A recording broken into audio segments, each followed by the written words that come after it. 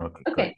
Today our speaker is Farzad Aryan from IPM, and he's going to talk about cancellations in character sums and the Vinogradov conjecture. Thank you very much. So let me start with the definition of Dirichlet characters. So take Q a be positive integer, then define a group homomorphism from the multiplicative group Z divided by QZ to the unit circle. Then extend this function periodically, modulo Q to Z, and we get our Dirichlet character. Probably most of you are familiar with. One example is take Q equal to 5, and here's a list of 4 characters we have. The first one is like a trivial character. We call it principal character. So always takes the value equal 1. The third one is real character. Also, it's called quadratic character. And the second one and the fourth one, they are like typical complex valued characters that we have. One more example for Q equal 11, that would be the list of 10 characters. His omega is the 10th root of unity. In the chi6 is the real character here that takes real values. They pops in application of analytic number theory, algebraic number theory a lot, in particular in the class number formula. So let me talk about their properties a bit. So as I said, it's a periodic function, and it also is a completely multiplicative function. Modulo Q, we do have like phi of Q distinct characters. And if you sum over integers from 1 to Q, you get 0. So you have full cancellation if you sum non-principal characters. And important question here is that if this cancellation in character sums persists when you sum over a shorter interval, here is a large interval. It's like I'm going through everything from modulo Q from 1 to 0. And this is a very important question, that does the character sums show cancellation for shorter intervals? And mostly this talk, I'm gonna like try to talk about this question and how people like researchers they answer it and all that. And for simplicity, going forward, just let us focus on real characters. Whatever result you get usually generalizes. So like we talk about the quadratic characters that take value of -1 and 1, basically. Let's do a little probabilistic intuition. So if X is a Bernoulli random variable that half the time is 1 and half the time is -1, and you get a sequence of it, IID, then if you sum this sequence by like central limit theorem, you know that they exhibit a square root cancellation. So if you sum Bernoulli random variables for almost all of the realization of this random variables, when you sum them, you see that they cancel pretty good. The value would be around like constant times the square root of m and minus constant times the square root of m. As I said, this means for almost all realization of random values, we have pretty good cancellation. So can you make an analogy with between these random variables and the characters? Like one thing you have is that the probability of the character b equal 1 is equal to probability of the character b equal to -1 is almost 1/2. So you have this. However, in terms of independence condition, you don't have that because, for example, chi of mn is completely dependent on chi of m and chi of n. And another problem you have is that you don't have randomness. Like mostly random variables, they have several realization, and theorems in probability theory, usually they say like for almost all of this realization or the realization be here, there, we have this statement. Here you don't have, you have a like basically, because Z divided by QZ is a cyclic group and it has a primitive root, So as soon as you assign a value of character to that primitive root, you deterministically completely determine the values of the character all over z divided by qz. But despite all that, we expect that the character sums behave like a sum of Bernoulli random variable, despite differences in similarities. And so next, let me talk about what do we know in reality, like result that exist on the cancellation between character sums. So famous one is called Pullier-Vinogradov inequality, that it states that the character sums over any interval is always bounded by square root q times log q. So this is meaningful if length of interval basically is bigger than the right-hand side.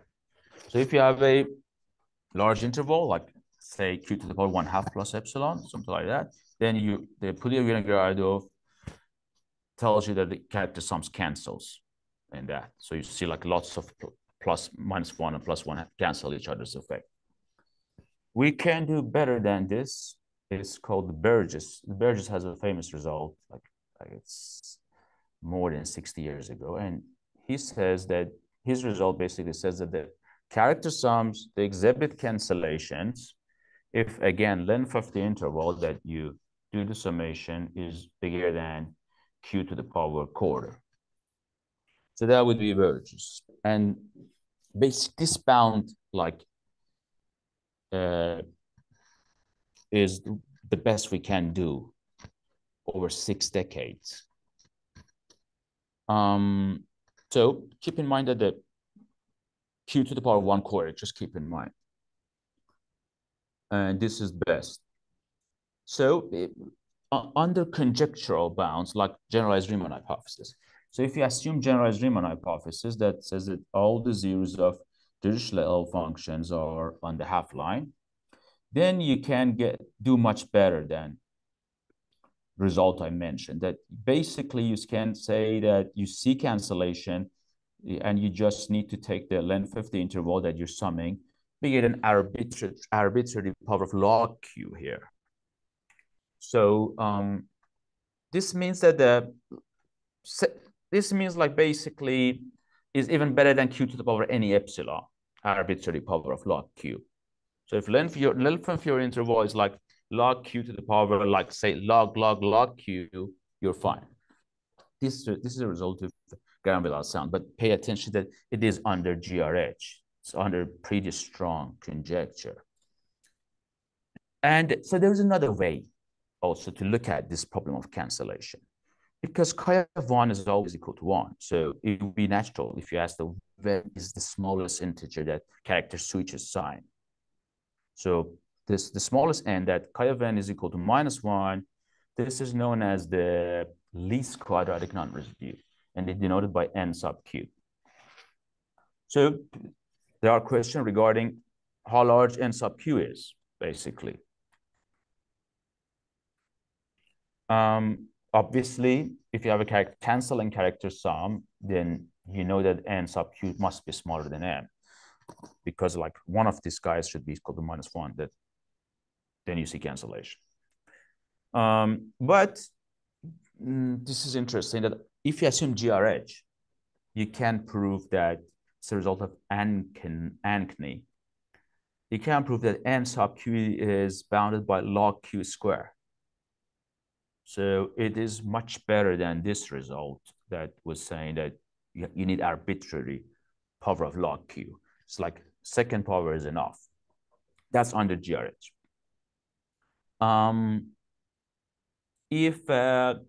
So more relaxed conjecture about least quadratic non-residue is this Vinogradov conjecture that says that n sub q must be smaller than any arbitrary small power of q.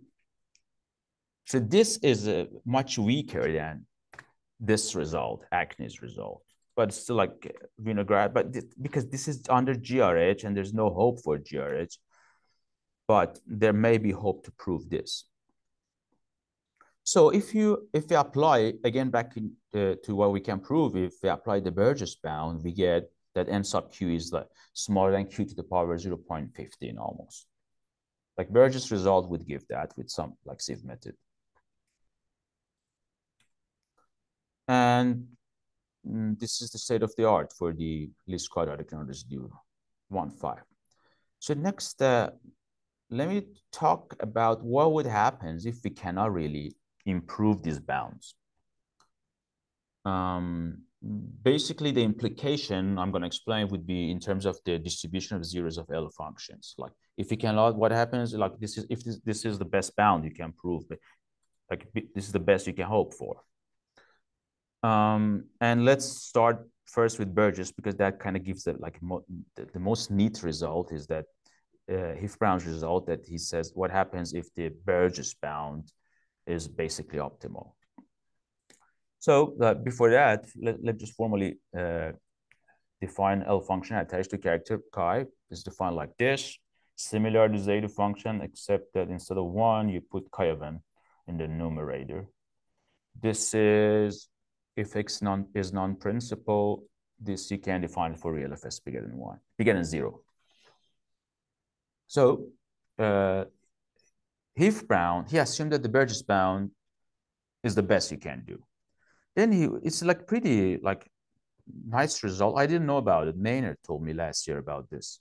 So he assumed that if a Burgess is the best you can prove, then he gives you complete description of zeros of LS chi. And the significance of this result is like most of these zeros are pretty close to 1. If you look, it's 1 minus something divided by log q. And this thing, like for example, first values of Z1 is this guy. It's pretty small.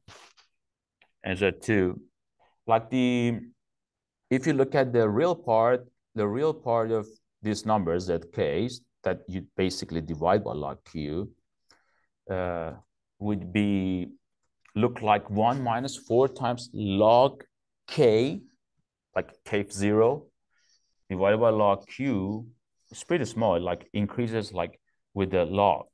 The imaginary part would be they increase like an arithmetic progression. But main point remains that these zeros are pretty close to 1.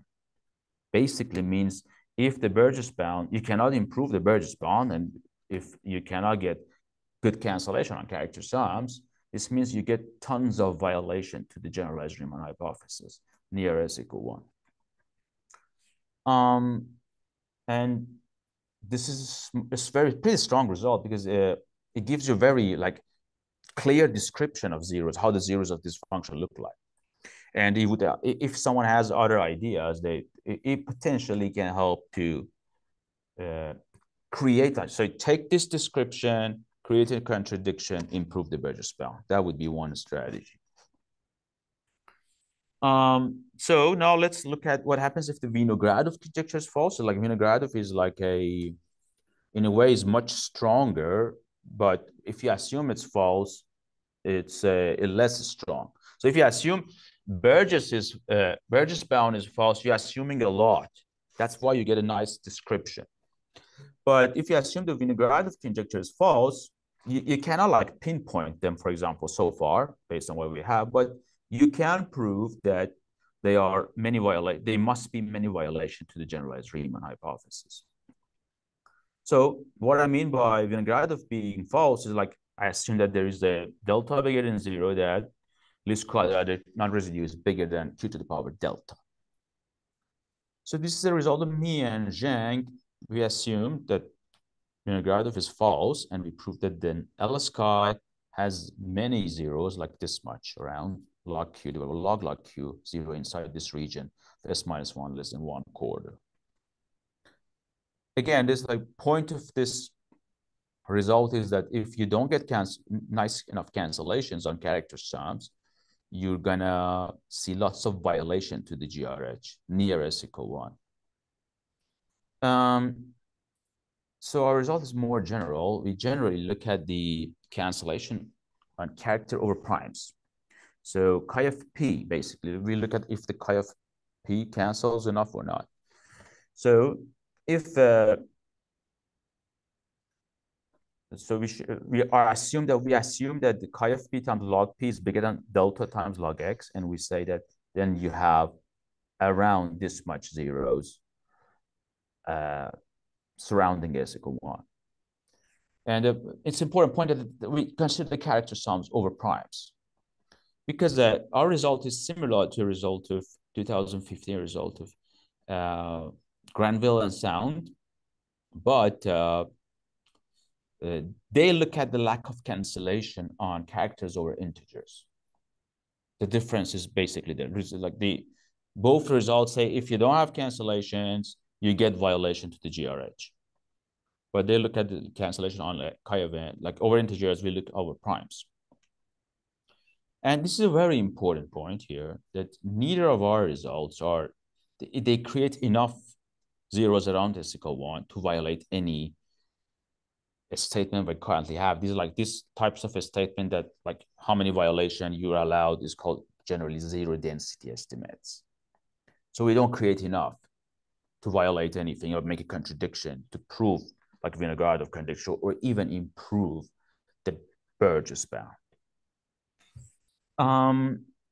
And also it's important to note that not even Hif bounds result. He gave a complete description. Keep in mind, like we just give like you have this bunch there. He gives like exactly where they are in his result. It's pretty strong. Even his does not violate any zero density estimate we currently have.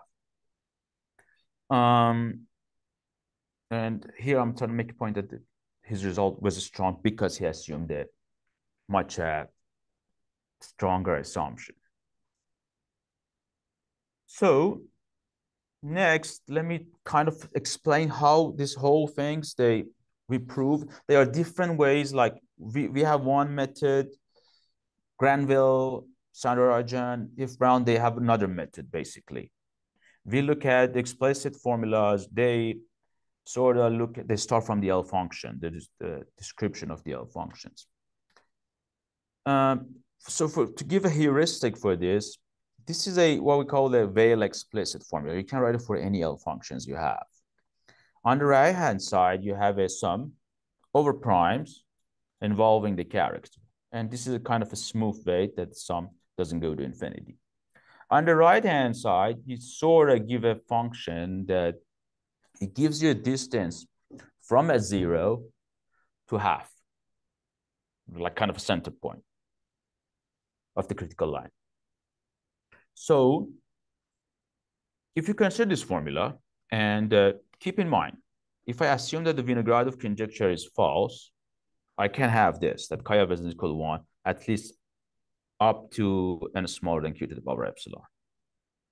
This means that the right-hand side would look like exactly how the zeta function would look like if I write the same formula for the zeta function, right? Because chi of n is like it's all over, is equal to 1 up to q to the power epsilon. So it behaves completely similar to the formula if I write the formula for the zeta function. The catch here is that zeta has a pole. So, and like, also note that when chi of n is equal to 1, this gives you a big value here. There is no cancellation on this when this is equal to 1. So this creates a large value on the right-hand side. Since zeta has a pole, that pole would compensate for this large value. But the LS chi does not have a pole. So you have to sort of have a clumps of 0, I mean, constantly lots of 0 around s equal 1 to compensate for the zeta pole, basically. This is like what happens behind the argument that why the lack of cancellation on character sums over primes gives you contradiction to the generalized Riemann hypothesis. The precise version of the formula I wrote is this. So the reason I put the distance in quotes is like it's not positive always. It oscillates. But if you have a row that is close to 1 here, you get a huge value. It may not be positive, but you get a huge contribution from that 0. So when chi of n does not cancel, and here, you must have many zeros at that point to make a balance between these two. So that would be basic. That's a heuristic behind the result. But if I consider this formula and simplify it, I'll get to the following harmonic analysis type problem. And let me explain you what the problem says. That so consider x large number and a like a constant. And first question asks that what is the least number of elements you need in this exponential sum, such that in this exponential sum takes negative value on a large interval. The interval would be like smaller than x and between t between x and log x. So you have exponential sum. This part, we assume Cn to be positive. So this part takes care of the amplitude of this wave. And this part would look like the frequency. But all this exponential sum would mostly behave like cosine waves. They have to like cancel each other and go like become negative. At t, if you put t equals 0, you get n. So at time 0, it has a positive value. So they have to cancel each other and become negative overwhelmingly in a large interval. So first question asks how many elements you need in the sum to create such a negative effect. Second question is put more severe condition on the exponential sums. So I take 1 here. If I let the 1 go to the other side of equality, would create that negative effect I want. And basically, I assume I have a very canceling exponential sum. I have exponential sums that cancels on a large interval. And we would like to know about the distribution of Cn and gamma n. I will give examples that work in this, but generally, if you have a canceling exponential sums, general form of the question is like, what Cn and gamma n must look like.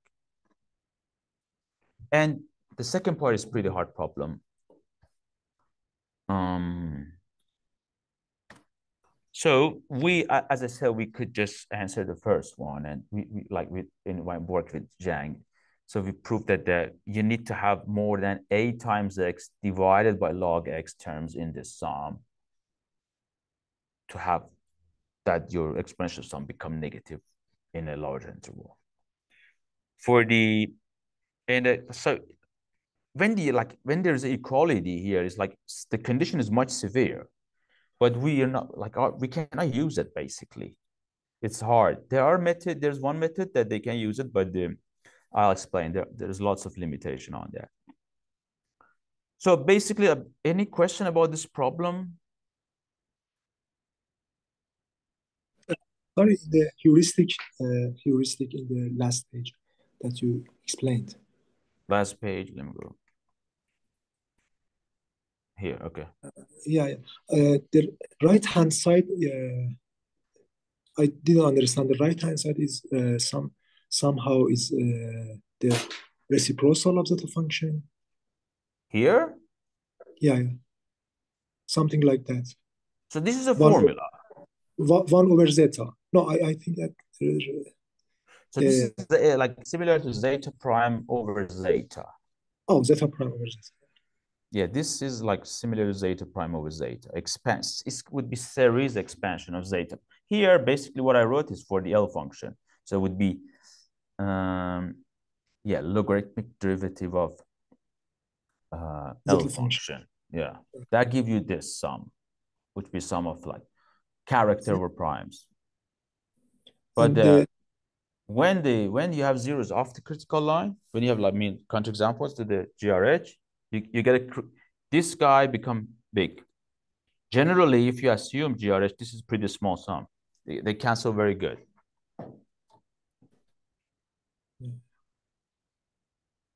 So and the equality in the bottom of the page. This one?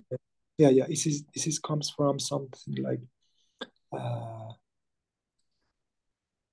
zeta zeros and this is basically come like to be more complicated, but the more or less it's the same as how you prove explicit formula for the Riemann zeta function. You can get this thing. You integrate the logarithmic derivative and you stick a weight there and take the counter back, look at the zeros, look at the implication on the right side, and basically you get something like this. And if the GRH was wrong, then the right-hand side. If GRH is wrong, right-hand side, you would see large value for right-hand side. Yeah. And look, like if you have a zero, its rho is a zero, right? So imagine, I don't know, it's like imagine rho equal 1. Then you get a large value, right? Here, like 1 minus 1/2. If you 1/4, e to the power t quarter is huge.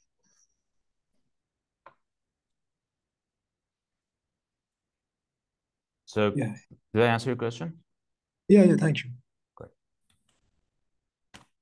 Anyways, this problem is like, I would like to attract your attention to it because like this is like right now is a pretty hot problem. This, especially this part, this canceling, understanding this canceling exponential sums, it more or less pops up everywhere now. So let me go to the next slide. Oh, so one example that works in here, like I'm trying to give a description of Cn and gamma n that works, that gives you this cancellation. So take Cn equal to n divided by x to the power 2, and gamma n like positive and negative n divided by x. If you use this and using Poisson's summation formula, you can prove that the exponential sums you make using these choices would cancel pretty good. Which would point is would give what I'm asking here. It would give like sort of e to the power negative t is a huge cancellation. One problem though, if you're trying to address this problem, is that it's hard to use this condition. Like you can use the fact that some exponential sum is large. You take LP norms, things like that you do. But when it's small, there's not much like to work with and continue. Anyways, this example works. And let us compare it with what Hif-Brown proved about description of zeros of L function if Burgess bound fails. Basically, what Hif-Brown's prove is that his Cn in his example would be look like log n divided by x. But the gamma n more or less is similar with what I get in the example using Poisson summation formula. Real part is different. If I want to compare them, the imaginary part, as I said, both the same, but the real part in the example is much smaller than the real part of the Hif-Brown. Like n divided by x squared is much smaller than log n divided by x. So the reason I'm saying this is like if someone can prove that the Hif-Brown's description, this guy, does not satisfy the canceling exponential sum problem, then there's a potential to improve over Burgess bound. So because whatever description you give over 0, they have to satisfy this canceling exponential sum.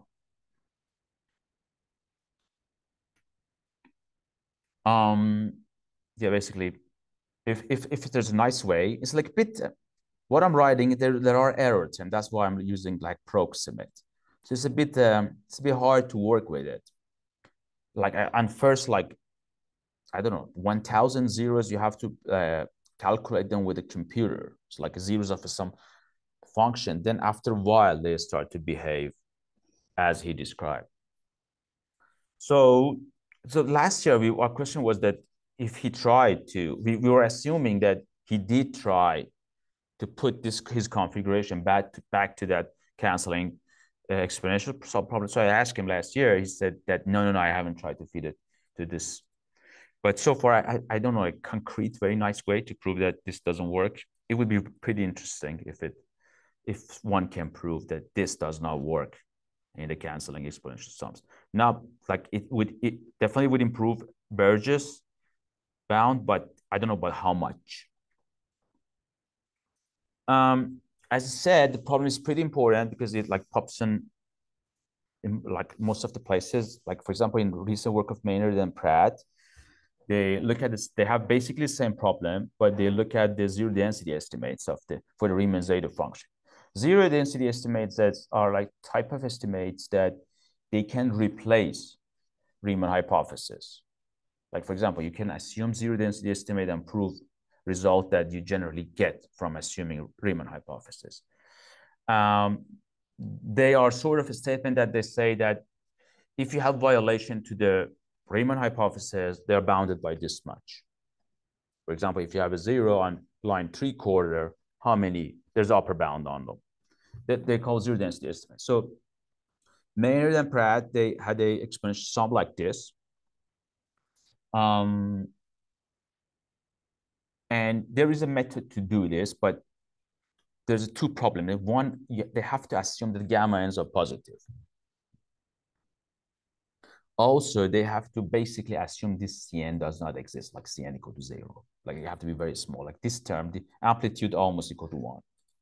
Then there's a method. The method is like, it was John Bergen had it.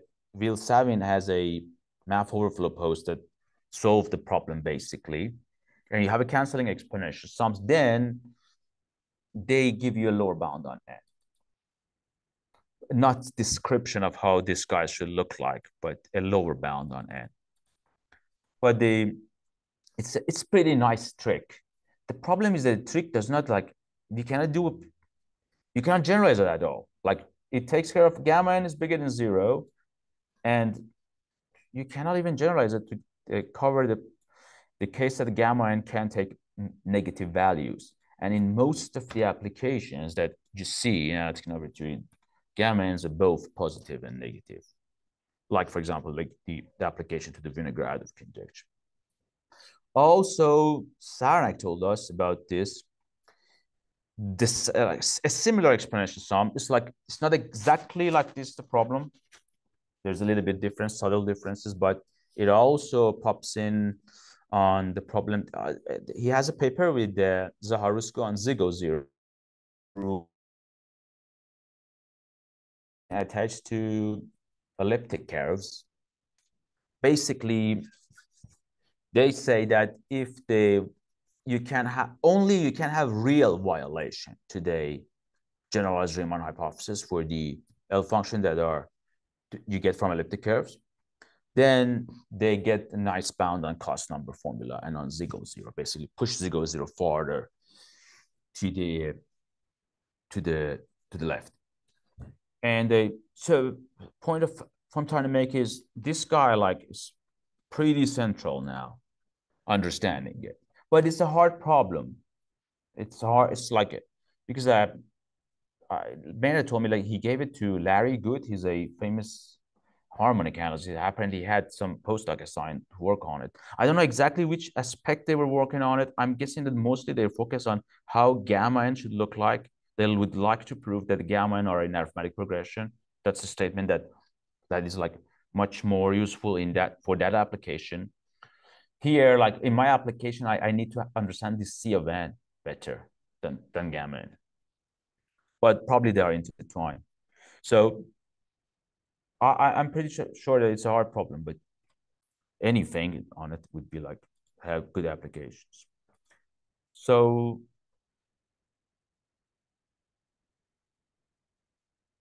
let me explain next that how we sort of can like the method that exists. One method that is, I said, due to Bourgain and Maynard and Will is that they drop the T and introduce a Z in complex plane. They consider this it's an analytic function. Then they take log of this function. A log has log of the absolute value of this function, and log of a analytic function is subharmonic. And when you take a log and you have a very small value, then you can use it there because log of epsilon is x gives you very negative, large negative number. Then there are theorems that mean value theorem to use. But as I said, the method, it just solved this particular problem. It's like you cannot like use it. First time Will Savin told me about it. And we thought, oh, you can like use it to like take care of this problem generally, but it wouldn't budge at all. Anyways, let me explain how we did it with Zhang. So recall that my assumption was that exponential sums takes negative values. That's it. And if I multiply the right-hand side with a weight W, and I consider the support of the weight to be bounded by X, where I have information about the exponential sum, then I get a sum like this, would be like convolution of the Fourier transform of W and Fourier transform of this function. Then if I choose my W very carefully, then I can ensure that this sum is positive. So I get like I pick a nice W, and I make sure that the whole sum is positive. But basically the right, I multiply by W here. Right, the left-hand side is positive. The right-hand side for t between x and log x would be negative. And where would it be negative when t is between x and log x? But between log x and minus log x, I can get positive values. So next part of the arguments basically is after like you choose W carefully, you would argue that to compensate for that negative effect, this guy, the exponential sum, must be like really large and positive for t between minus log x and log x to compensate for this. That's why the reason that you need many terms in the sum is that this guy must be positive, must be like large. And when you like look at it, it's like so you understand here that all terms in my sum is in terms of absolute value, they're smaller than 1.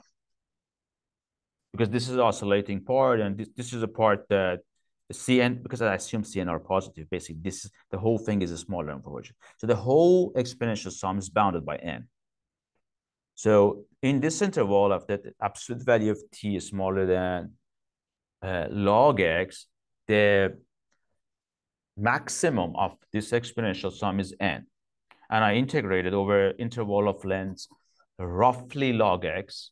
So the maximum effect would be n times log x. On the other hand, here, when I integrate for t between x and log x, and I have this condition that my exponential sum is smaller than a, the value I get, the negative value I want to cancel for is minus a times x. So if you write everything down, you end up with this inequality that n must be bigger than a times x divided by log x. Yeah, more or less that's how we proved it. And as you can see, we just use the fact that it gets negative. We are not using the full like this form of the problem. Like if you take the -1 to the other side, you get the negative with a equal -1. But basically, we cannot, in our method, we cannot use the equality at all. Like, so if this side was, instead of equal to this small object, it would be just smaller than 0, our method would work the same. So this is one thing I would like to say. Also, one thing that is important is in terms of Hith-Brown's result. So it's like it's pretty like nice project would be like if you have a master's student or something, is that let me go back to here. So as I said, he assumed that the Burgess bound is the best you can do. He gives a complete description of the proof of this, but is like kind of divided. There's a paper of Montgomery and Diamond and another person, I forgot the name, that they put the half of the argument in there. So I complained about it to Heath Brown. He sent me like the other half, but it's like if someone put them all together and like completely constant. Like, so basically he proves this for the how this Z case should be look like, and K0 should be much bigger than something. So this is a pretty good project for a master student. It also has a potential like for original paper if someone start to arguing that, okay, Burgess bound is basically q to the power 0.15 something. So someone says, what if the optimal bound is q to the power 0.12? Probably the description would fall apart a bit, and this error term here start to oscillate and contribute more to the main. But I haven't seen any result that they take care of this. There's like a Heath Brown really focuses on Burgess bound, and there's our result with the Zhang and Granville result that we just go to q to the power epsilon. So there's a gap between q to the power epsilon and q to the power 0.515. That would be nice if someone filled that gap. Anyways, I think more or less that's all I would like to say. So thank you very much for listening, and I would be very happy to answer any question you have.